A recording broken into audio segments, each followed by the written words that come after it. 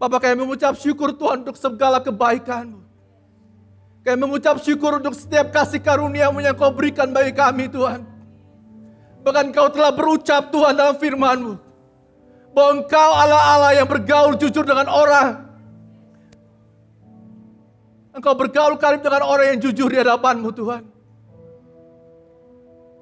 Bapa, kami berdoa, biar di dalam hidup kami Tuhan, kami boleh mengalami satu kedekatan dengan Engkau Tuhan. Kami boleh mengalami satu hubungan yang pribadi dengan Engkau Tuhan. Biarlah melalui setiap pujian dan penjemahan yang kami naikkan di hadapan-Mu, kami bisa mengenal Engkau lebih dalam lagi Tuhan sebagai satu pribadi. Roh Kudus bekerja di tengah-tengah kami. Beracaralah Tuhan pada hari ini. Ini gereja-Mu Tuhan. Ini jemaat milik kepunyaan-Mu Tuhan. Lakukanlah seperti apa yang Kau kerjakan di tengah-tengah kami pada hari ini Tuhan. Kau menjamah setiap hati kami. Engkau menanamkan, mengajarkan bagi setiap kami Tuhan mengenai kebenaran-Mu. Terima kasih Bapa. Terima kasih Roh Kudus. Di dalam nama Tuhan Yesus Kristus, mari sama-sama kita katakan, amin. Silakan Bapak Ibu Saudara duduk. Terima kasih untuk worship team. Selamat pagi Bapak Ibu Saudara semua. Di sini ada Coca-Cola, bukan untuk diminum, bukan juga untuk endorse, tapi nanti ada bagian dari khotbah mengenai Coca-Cola ini. Oke. Pagi hari ini saya akan membagikan mengenai satu topik yang berjudul quality of life atau hidup yang berkualitas. Setiap kita, semua orang saya pikir, kita mungkin ini lebih tenar di zaman anak-anak muda, di kalangan anak muda. Anak-anak yang belum memiliki pasangan, orang-orang muda yang belum punya pasangan, yang belum menikah, mereka selalu berkata begini, termasuk saya juga, termasuk kita mungkin semua. Berkata, saya mau cari seorang yang cocok buat saya suatu hari nanti. Betul Pak? Betul. Saya mau cari pasangan yang cocok nanti ketika saya sudah dewasa, saya ingin menikah dengan orang yang saya cocok dengan dia. Betul? Kita punya mimpi, punya idaman bahwa saya kalau punya istri, kalau punya suami, saya ingin punya suami atau istri yang cocok dengan saya. Oke. Mungkin bagi para pekerja, orang-orang yang sedang bekerja di satu tempat, juga mungkin berkata bahwa saya ingin punya satu pekerjaan atau saya ingin bekerja di satu tempat yang cocok buat saya. Akhirnya kita mulai mencari dari satu tempat pekerjaan, gak cocok, lalu pindah ke tempat pekerjaan yang lain, lalu coba lagi dan gak cocok lagi, kita coba cari lagi sampai kita mendapatkan yang cocok. Betul? Bahkan mungkin bukan cuma pasangan hidup, bukan cuma orang, bukan cuma tempat pekerjaan, tapi juga mungkin tentang bagaimana hidup bergereja. Karena kita pun berpikir saya mencoba mencari gereja yang cocok dengan saya. Saya pengen ada di satu gereja yang buat saya ini fit, cocok, tepat buat saya. Betul? Kita mencari sesuatu yang cocok buat hidup kita. Tapi hari ini saya ingin mengajak untuk setiap kita, bagaimana kita melihat hidup ini, bukan dari sudut pandang saya mencari seseorang, atau saya mencari satu tempat pekerjaan, atau saya mencari satu gereja yang cocok buat saya, tapi saya ingin mengajak setiap kita untuk beralih ke sisi yang lain, yaitu bagaimana saya bisa menjadi cocok untuk orang lain. Bagaimana saya bisa menjadi cocok di tempat di mana saya sedang bekerja hari ini. Bagaimana kita berpikir mengenai bagaimana saya bisa cocok atau menjadi orang yang tepat bagi gereja di mana kita berada hari ini. Dan untuk kita bisa menjadi orang yang cocok bagi orang lain, kita bisa menjadi orang yang cocok di tempat di mana kita bekerja sehingga orang-orang di sekeliling kita menerima kita, bahkan atasan kita bisa menerima kita, dan juga di gereja ini kita bisa menjadi cocok untuk gereja dan untuk semua pelayanan yang ada. Nah, untuk kita bisa mendapatkan atau untuk kita bisa menjadi cocok dengan semua itu, kita perlu membangun hidup kita. Nah, ini yang saya sebut dengan bagaimana kita memiliki hidup yang berkualitas dalam hidup kita. Sehingga pada akhirnya kita bisa menjadi cocok bagi banyak orang, kita bisa menjadi cocok bagi dimanapun kita berada, dan kita bisa menjadi berkat buat banyak orang. Amin. Nah, kemarin ada satu seminar, hari Sabtu kemarin, nah ini kita seminar. Ada Pastor Joe dan Pastor Hana yang membagikan. Di sini kita bicara mengenai united in spite of differences. Kita bicara mengenai perbedaan di tengah-tengah kepribadian setiap kita. Jadi setiap kita punya kepribadian yang berbeda. Di sini kita belajar untuk mulai melihat. Dan kita belajar bagaimana kita bisa, apa yang perlu kita lakukan atau bagaimana kita menerima seorang dengan yang lain. Semalam banyak sekali yang datang. Dan ada satu yang menarik buat saya. Tulisan ini saudara. Pastor Hana kemarin membagikan. Before marriage, opposite attract. Sebelum menikah, kita tertarik satu sama lain. Tapi after marriage, we opposite attack. Pastor Hana kemarin membagikan bagus sekali. Katanya Pastor Hana waktu belum menikah sama Pastor Joe melihat Pastor Joe itu menarik sekali. Kenapa? Karena bisa bercerita, bisa ngobrol, banyak ngomong, bisa main piano, bisa main gitar. Yang Pastor Hana nggak bisa ngelakuin itu semua. Dan waktu melihat itu semua dan menarik buat dia. Buat Pastor Hana. Tapi setelah menikah, kok banyak ngomong ya gitu. Kok ngomongnya nggak berhenti-berhenti ya. Dan yang tadinya menarik, kok setelah menikah jadi tidak menarik. Bahkan mulai menyerang. Kok kamu ngomongnya banyak sekali sih? Mungkin nggak bisa diem dan sebagainya. Nah, itu cerita yang menarik. Maksud saya membagikan ini adalah, memang ini naturnya kita. Bahwa kita selalu ingin mencari sesuatu yang cocok buat kita, betul? Sesuatu yang menyenangkan buat kita. Bahkan setelah kita mendapatkannya, lalu kita mulai ngerasa, wah udah kelewatan, udah gak cocok lagi buat kita. Nah, kemarin dibahas tentang ini.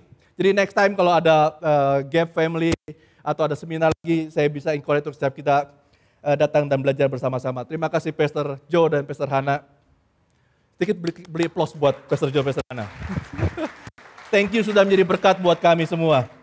Oke, baik, kembali kita ke topiknya bahwa apa yang perlu kita lakukan untuk kita bisa memiliki satu hidup yang berkualitas.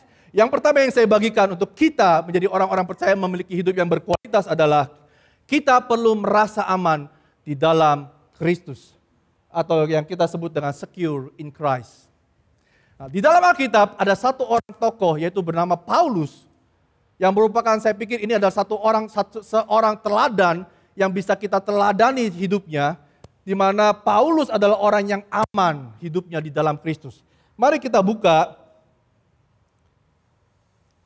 di 2 Korintus 12 ayat 7-9.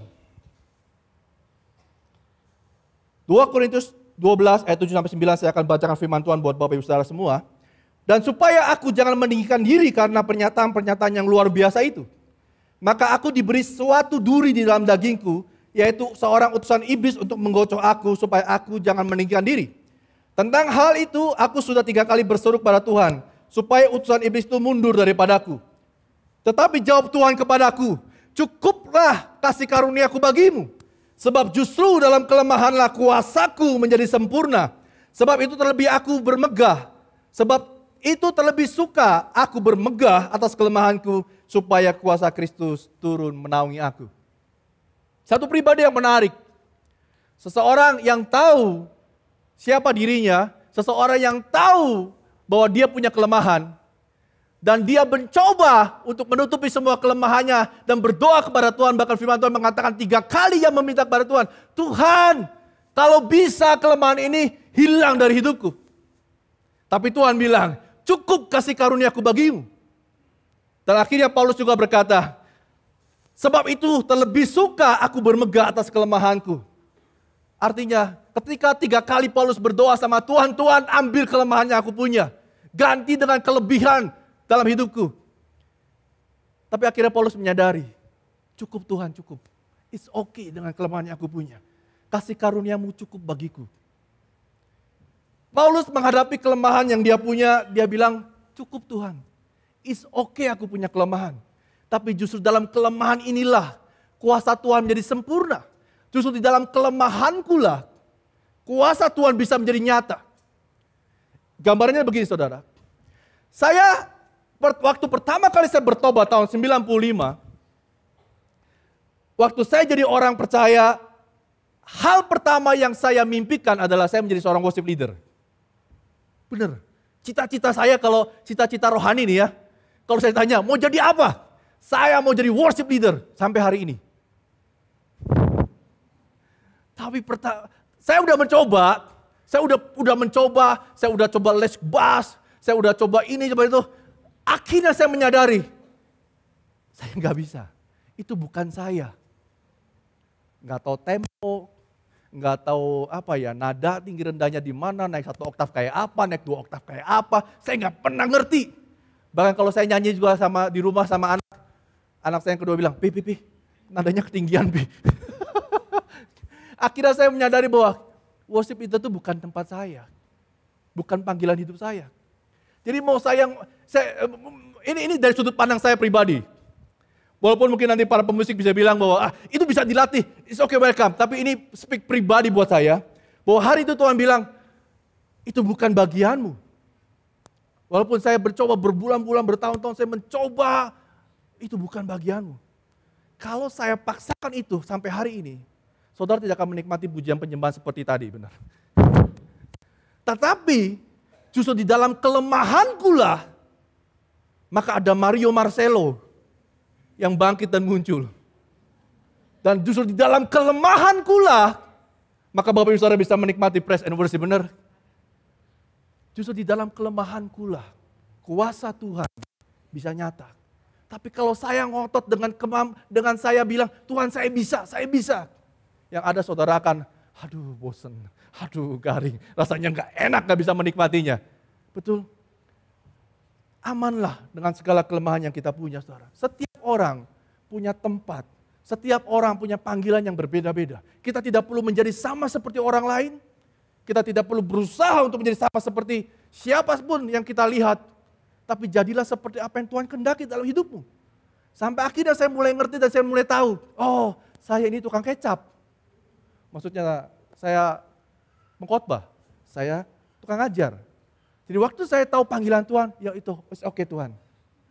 It's okay. Worship leader, it's okay. Tapi kalau saudara tanya sampai hari ini, masih ada gak keinginan? Masih ada. Tapi istri saya udah bilang, kalau di depan, hati-hati ya, jangan nyanyi. Karena pasti akan ada momennya ketika saya nyanyi, pasti suaranya entah kemana, gak tahu larinya. Di Ulangan 17 ayat 8-11, ini adalah kisah mengenai ketika bangsa Israel keluar dari Mesir, lalu dia berperang melawan bangsa Amalek. Pada waktu itu ada Musa di puncak gunung Sinai bersama Hur dan Harun, dan di bawah ada Yosua dan bersama tentara bangsa Israel. Maksud saya ingin menceritakan ini adalah setiap kita punya tempat yang berbeda. Musa tidak bisa mencoba untuk menjadi seperti Yosua. Kalau dia mencoba untuk menjadi Yosua, maka tentara bangsa Israel pasti akan kalang kabut. Yosua pun hari itu tidak bisa berusaha untuk menjadi seperti Musa pada hari itu. Tetapi ada masanya di mana nanti Yosua akan menjadi seperti Musa. Tapi maksudnya adalah setiap kita tidak bisa menjadi seperti orang lain.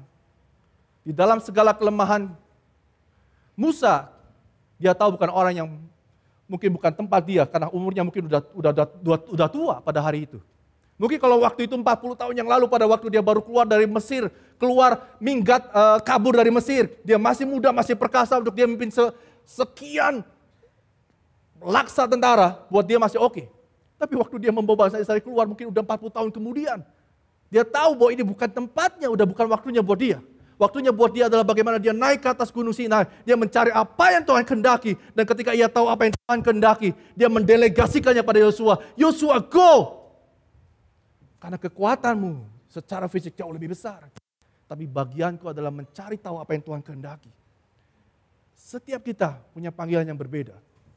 Mungkin dalam perbedaan yang kita miliki, kita bisa bilang satu sama lain, loh mungkin kalau kita jadi Yosua kalau kita jadi Yosua kita bilang, Musa ngapain aja di atas puncak gunung Sinai? Kirim dong kereta. Benar. Kalau pada waktu itu kalau satu tentara satu bangsa berperang dan punya kereta kuda, maka ada jaminan untuk kemenangan dibanding kalau tanpa kereta. Tapi tahukah saudara bahwa bangsa Israel tidak punya kereta kuda?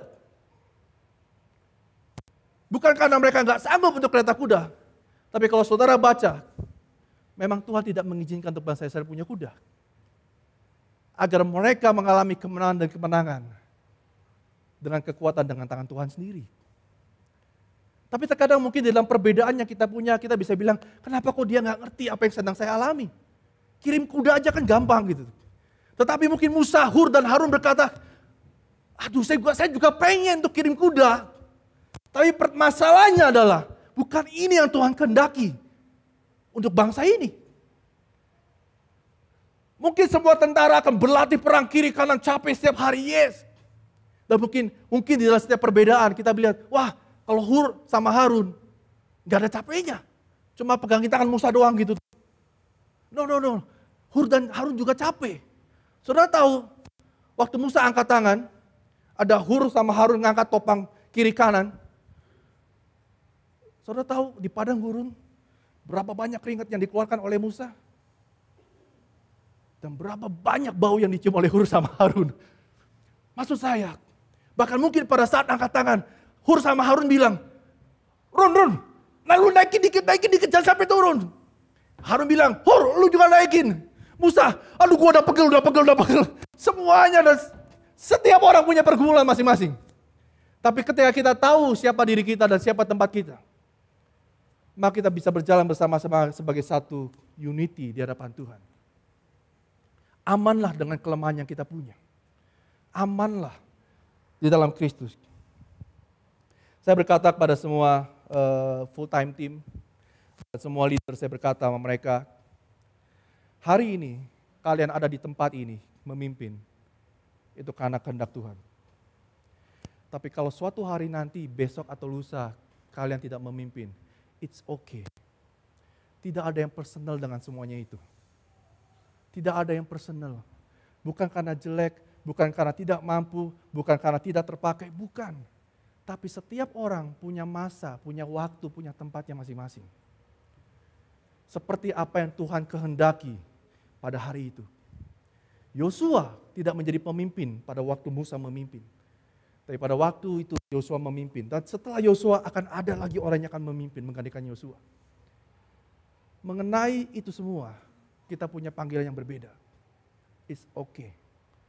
Tetapi yang pasti yang tidak pernah hilang dari hadapan kita adalah bagaimana kita terus menjadi berkat buat bagi banyak orang, bagi bangsa-bangsa. Bagaimana kita menjangkau orang-orang, memberitakan kasih Tuhan. Sampai orang dengan hatinya ia percaya, dengan mulutnya ia mengaku bahwa Yesus adalah Tuhan. Itu tidak akan pernah selesai dari hidup kita. Saudara mungkin hari ini pemimpin, besok nggak pemimpin, it's okay. Hari ini kita ada di atas mimbar, besok nggak ada di atas mimbar, it's okay. Ini hanya tempat, hanya masa, hanya waktu yang Tuhan sudah berikan bagi kita. Tapi ada masanya semua itu tidak ada lagi dalam hidup kita.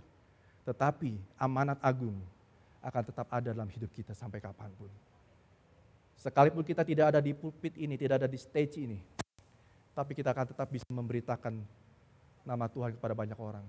Kita memuridkan mereka, membuat mereka bertumbuh, sampai mereka menjadi serupa dan segambar dengan Kristus. Lalu mengutus mereka kembali ke tengah-tengah dunia untuk menjadikan banyak orang murid Kristus. Amin. Paulus juga adalah orang yang merasa aman di dalam kelimpahan dan kekurangan. Filipi 4 ayat 12 sampai 13. Aku tahu apa itu kekurangan dan aku tahu apa itu kelimpahan. Dalam segala hal dan dalam segala perkara tidak ada sesuatu yang rahasia bagiku. Baik dalam hal kenyang maupun dalam hal kelaparan. Baik dalam hal kelimpahan maupun dalam hal kekurangan. Segala perkara dapat kutanggung di dalam Dia yang memberi kekuatan kepadaku. Paulus adalah orang yang aman. Dia bilang, aku tahu hidup berkelimpahan seperti apa. Aku tahu hidup kekurangan juga seperti apa. Tapi di dalam kelimpahan dan di dalam kekurangan yang pernah ia jalani, ia sudah hidup mencukupkan diri apa adanya. Waktu kita hidup di dalam kelimpahan, kita tidak perlu membuktikan apa-apa kepada dunia ini. Mungkin kita akan beli mobil yang mewah. Mungkin kita akan membeli gadget yang mahal. Hanya untuk menunjukkan bahwa saya sukses. Karena banyak value di luar sana, di TikTok yang saudara lihat, ada orang-orang yang memamerkan semua kekayaannya hanya untuk menunjukkan bahwa saya sukses. Maksud saya bukan tidak boleh membeli barang-barang mewah, karena di Pengkhotbah 5 ayat 18 juga dikatakan, setiap orang yang dikaruniai Allah kekayaan dan harta benda dan kuasa untuk menikmatinya, untuk menerima bagiannya dan untuk bersuka cita dalam jerih payahnya, juga itu pun karunia Tuhan. Jadi kalau ada saudara yang hidup berkelimpahan hari ini, saudara mau menikmati kelimpahanmu, silakan, it's okay. Mau beli mobil mewah, it's okay. Mau beli rumah besar, it's okay. Tapi prinsipnya, poinnya adalah bagaimana dengan hatimu hari ini? Apakah kau membeli semua itu hanya untuk menunjukkan bahwa kau sukses hidup di dunia ini? Ataukah memang ini bagian daripada saya mau menikmati ini? Memang karena ini yang saya perlukan dan saya butuhkan dalam hidup saya. Saya perlu gadget yang lebih besar karena mata saya sudah plus, welcome. Kalau terlalu kecil nggak bisa. Kalau saudara mau beli mobil yang mewah untuk hidup bisa lebih aman di dalam berkendaraan, it's okay, nggak apa-apa. Kalau saudara mau beli rumah yang besar untuk saudara bisa menampung dan manggil banyak orang untuk menjadi berkat buat banyak orang, untuk membuka home sale, silakan. Gak ada yang salah dengan semua itu, nikmatilah dalam kelimpahan yang Allah berikan bagimu. Tetapi, amanlah di dalam kelimpahan yang kau punya. Bukan untuk menunjukkan bahwa saya berhasil, saya sukses, saya diberkati, saya orang kaya. Bukan. Bukan itu poinnya. Bahkan Paulus juga berkata, di dalam kekuranganku pun, aku sudah mencukupkan diri. Kalau kita masih menjadi orang yang hari ini serba kekurangan, itu pun is okay. Jangan hidup kita malu karena kita hidup berkekurangan hari ini. Amanlah dengan hari ini yang saudara punya. Kalau saudara punya hari ini masih naik sepeda, atau saudara masih jalan kaki, atau saudara masih naik kendaraan, it's okay. Aman dengan semuanya itu. Paulus sudah bilang, aku sudah mencukupkan diri dengan semuanya itu. Cukup kasih karuniaku Tuhan bagiku. Percaya diri. Maksud saya, secure lah dalam Kristus. Waktu saudara melayani, waktu saudara ada di atas panggung, waktu saudara pergi untuk memuridkan bangsa-bangsa, aman. Hidup kita sudah aman dalam Kristus. Saudara tidak perlu malu ketika saudara menghadapi orang yang lebih kelimpahan dari hidup saudara. Tetap beritakan Injil, beritakan keselamatan kepada banyak orang. Hiduplah dengan aman dengan apa yang kau punya. Waktu saya belum menikah sama istri saya, kita masih hidup berpasangan. Saya juga pernah hidup dalam kelimpahan, tapi juga saya hari itu pernah hidup di dalam kesusahan. Waktu saya kuliah saya pernah mengalami, saya punya uang cuma 1.000 di dompet saya pada waktu itu. Waktu saya kuliah saya hidup dalam kekurangan, tapi dengan 1.000 itu cukup kasih karunia Tuhan bagiku. Dan waktu saya membangun hubungan sama Regina istri saya, dan akhirnya saya selesai jadi dokter, lalu waktu itu hampir selesai dan kami akan nikah. Sebelum itu saya bilang sama papa saya. Waktu itu papa mertua saya duduk di teras rumah, lalu singkat cerita saya juga duduk di samping papa saya duduk. Lalu sambil ngobrol sampai satu titik saya bilang sama papa saya begini. Pak, saya nggak pernah bisa berjanji, saya nggak bisa berjanji bahwa saya akan memberikan kelimpahan kepada Regina seperti yang papa mama sudah berikan. Oh, manggilnya hari itu, Tapi saya berjanji, saya akan menyayangi Regina seumur hidup saya. Keren nggak saudara?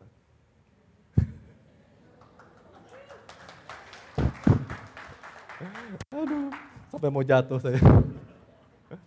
Saya ngomong gitu, itu saya deg-degannya setengah mati saudara. Anak muda ngadepin calon orang tua, calon mertua, tapi saya bilang begitu. Tapi saya cuma ingin ngomong maksud saya bicara begitu, saya hanya ingin ngomong sama calon mertua saya siap untuk menjalani hidup ini. Saya tidak bisa menjamin apapun mengenai harta kekayaan, tapi satu hal yang bisa saya jamin, saya akan menyayangi dia seumur hidup saya. Amanlah di dalam Kristus. Kekayaan kita tidak menjadikan itu hidup kita lebih berharga di hadapan Tuhan. Bahkan kekurangan kita hari ini tidak menjadikan kita kurang berharga di hadapan Tuhan. Jadi di hadapan Tuhan kita aman bersama-sama. Amin. Menjadi orang yang masih kekurangan bukanlah hal yang memalukan. Biarlah rasa aman kita hanya berada di dalam Kristus, bukan uang yang kita miliki. Paulus merasa aman di dalam kepintarannya. Mari kita baca di Filipi 3 ayat 4-8. Sekalipun aku juga ada alasan untuk menaruh percaya pada hal-hal lahiriah. Jika ada orang lain menyangka dapat menaruh percaya pada hal-hal lahiriah, aku lebih lagi, disunat pada hari ke-8 dari bangsa Israel, dari suku Benyamin orang Ibrani asli, tentang pendirian terhadap hukum Taurat, aku orang Farisi. Tentang kegiatan aku menganiaya jemaat, tentang kebenaran dalam mentaati hukum Taurat, aku tidak bercacat. Tetapi apa yang dahulu merupakan keuntungan bagiku, sekarang kuanggap rugi karena Kristus. Malahan segala sesuatu kuanggap rugi karena pengenalan akan Kristus Yesus Tuhanku lebih mulia daripada semuanya itu. Oleh karena dialah aku telah melepaskan semuanya itu dan menganggapnya sampah supaya aku memperoleh Kristus. Paulus juga adalah teladan di dalam kepintarannya, di dalam kelebihannya. Paulus, dia bilang, aku orang Israel sejati. Disunat hari ke-8 dari suku Benyamin. Mengenai hukum Taurat, aku orang Farisi. Maksudnya, kalau saudara bicara tentang Alkitab, aku jagonya. Tapi Paulus bilang, semuanya itu aku anggap sampah. Aku anggap rugi semuanya itu. Karena apa? Karena Kristus. Apa yang mau kita banggakan dengan kepintaran yang kita punya, mungkin para student? Ya, kita tetap perlu belajar untuk menjadi orang-orang yang pintar. Kita tetap perlu bekerja keras untuk kita mencapai sesuatu, iya. Tapi jangan jadikan itu menjadi satu rasa aman dalam hidupmu. Saya hanya akan hidup tenang kalau saya sudah nilainya segini. Saya hanya akan hidup tenang kalau saya sudah mencapai tabungan segini. No, bukan itu yang mau kita kejar. Tapi di dalam Kristus, hidup kita sudah lebih daripada cukup. Amin. Yang kedua yang saya bagikan untuk memiliki hidup berkualitas adalah seseorang yang memiliki karakter dalam hidupnya. 1 Timotius 4 ayat 12 berkata, jangan seorang pun menganggap engkau rendah karena engkau muda. Jadilah teladan bagi orang-orang percaya di dalam perkataanmu, di dalam tingkah lakumu, dalam kasihmu, dalam kesetiaanmu, dan dalam kesucianmu. Slide berikutnya, saudara. Saudara, firman Tuhan bilang, milikilah karakter dalam Kristus. Di dalam apa? Di dalam perkataan, di dalam tingkah laku, kasih, kesetiaan, dan kesucianmu. Ini ada satu slide. Orang akan mendengar apa yang kita katakan dari kata-kata kita adalah 7%.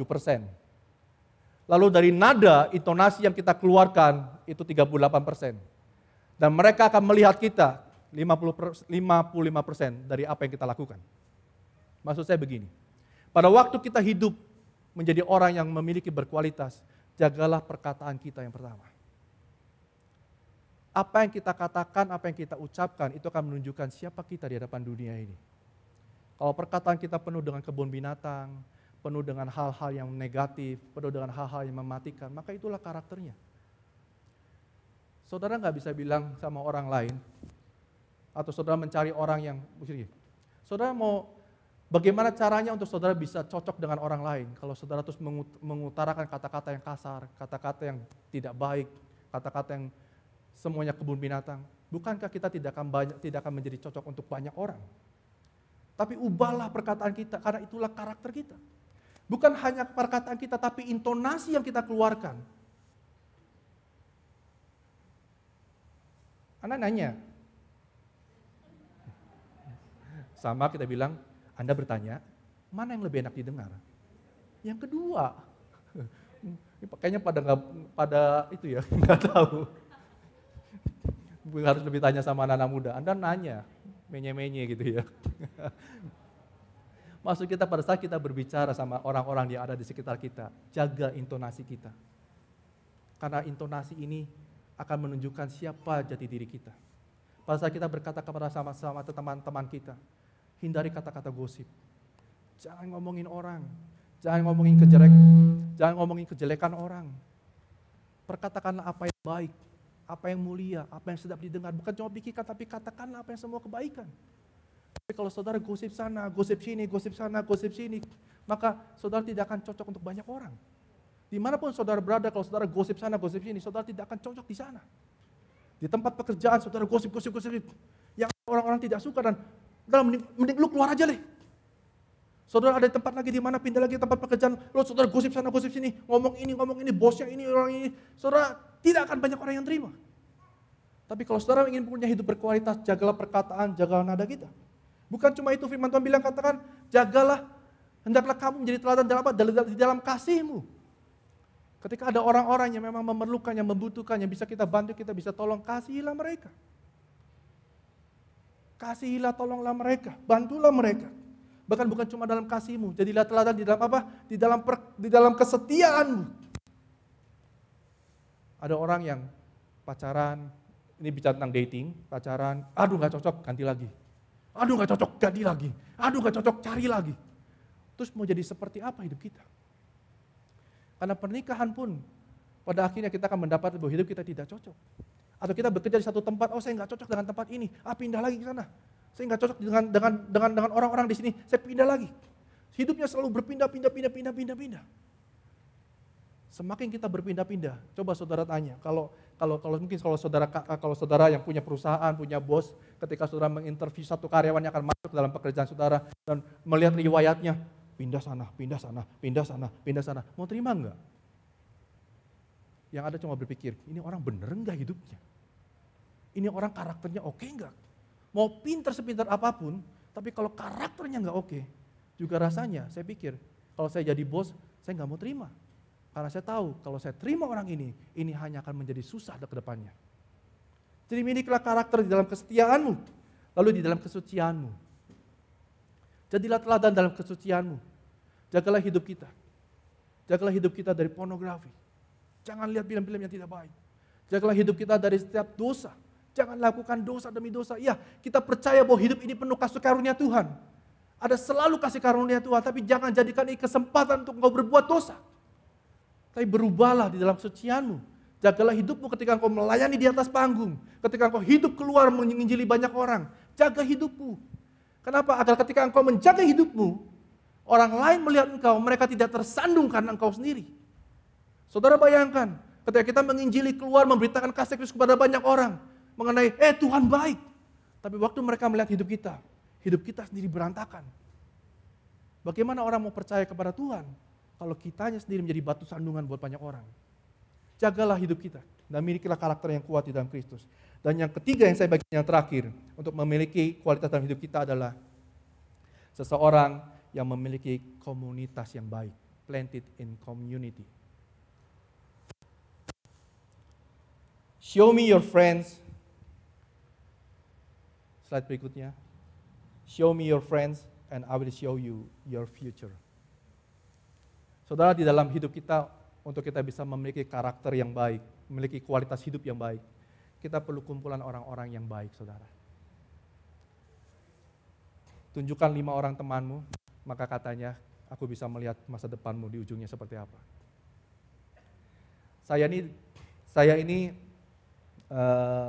dokter, saya nggak pernah kepikiran untuk usaha, saya nggak pernah kepikiran untuk investasi, nggak pernah. Waktu saya selesai, saya berjemaat, saya nggak punya pikiran. Sampai akhirnya saya bertemu dengan koko-koko semua yang ada di sini. Waktu singkat cerita ada satu momen gini. Ada satu koko-koko bilang begini sama saya.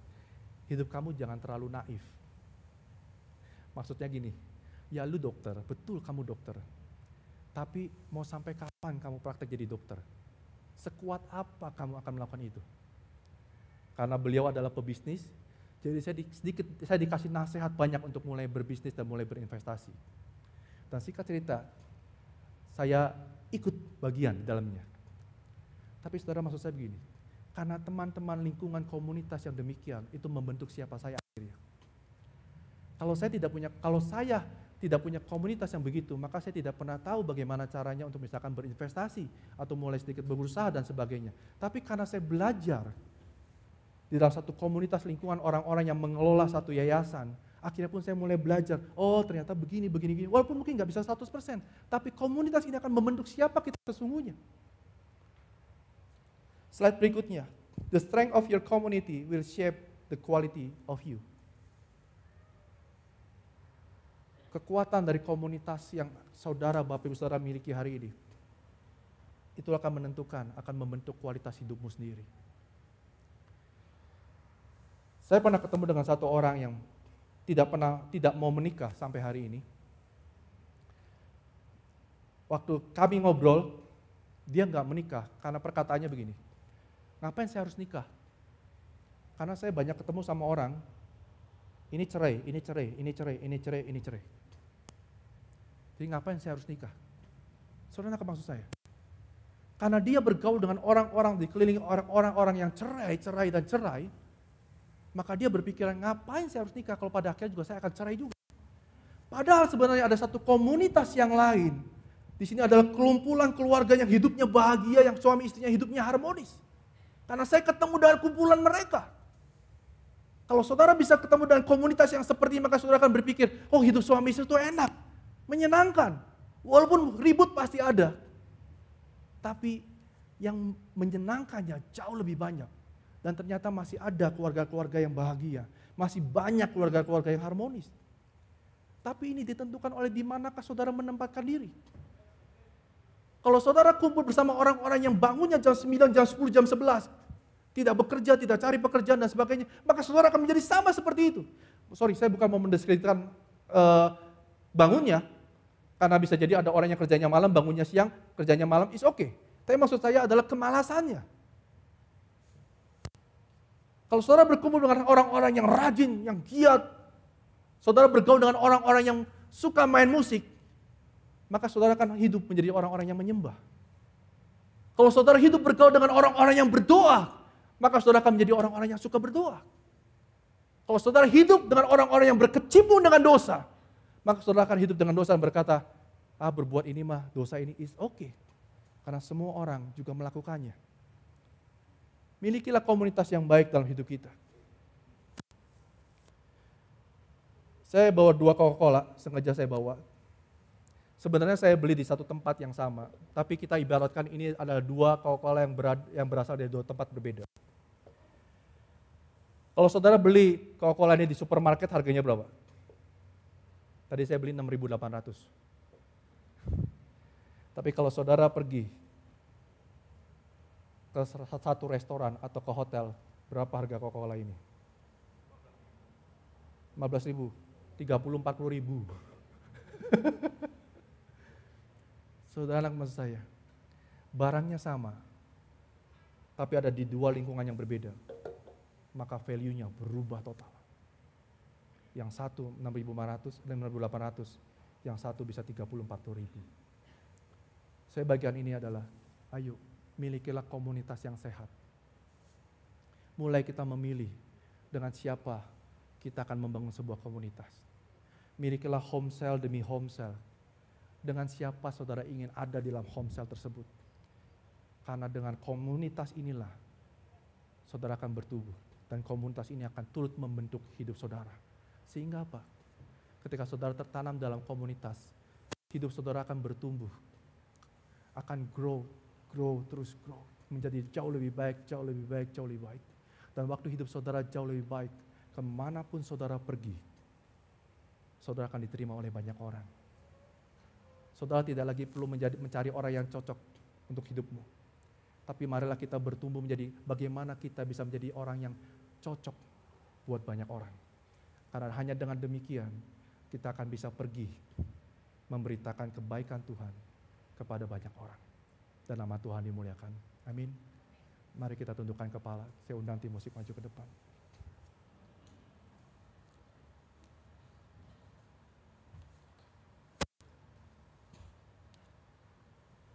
Jadi sebagai sebuah kesimpulan,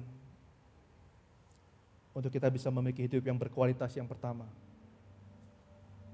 milikilah rasa aman di dalam Kristus, secure in Christ.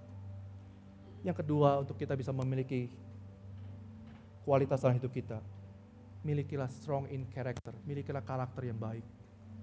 Dan yang ketiga, planted in community, milikilah komunitas yang baik dan yang sehat. Saya undang untuk kita bangkit berdiri.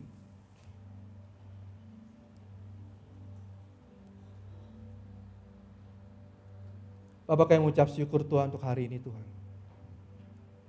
Roh Kudus bekerjalah atas setiap kami.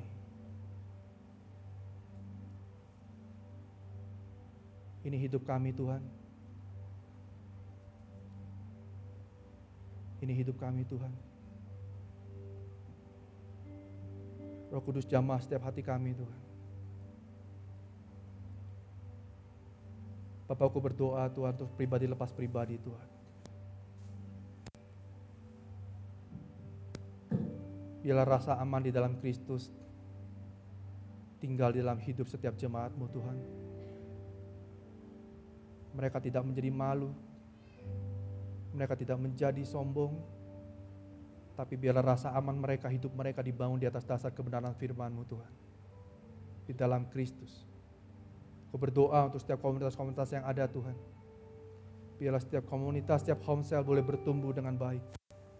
Menjadi satu lingkungan yang baik Tuhan bagi banyak orang. Dan aku berdoa, biarlah setiap jemaat-Mu Tuhan memiliki karakter yang baik, yang kuat di dalam Kristus.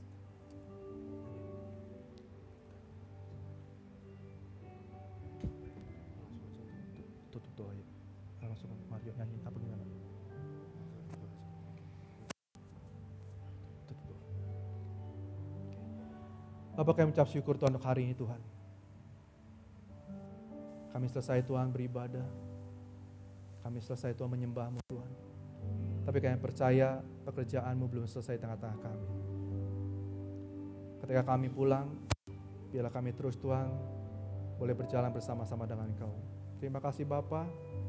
Di dalam nama Tuhan Yesus Kristus kami berdoa dan ucap syukur.